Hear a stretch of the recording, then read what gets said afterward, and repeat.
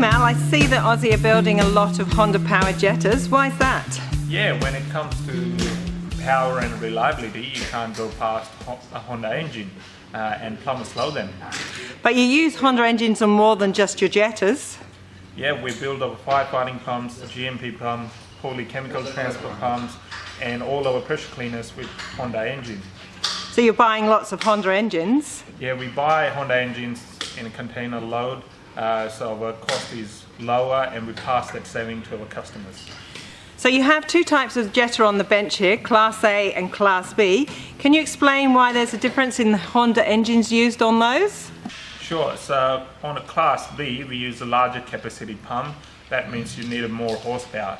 We use a Honda GX690 on a Class B machine. On a Class A range we use a Honda GX630, which is less expensive.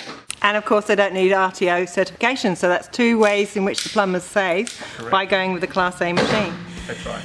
Thanks Mal, so your team are really pushing on with their jetter production. I guess they're building them in their sleep. Sure, but next week we are switching over to diesel firefighting pump production. There is certainly plenty of variety at Aussie.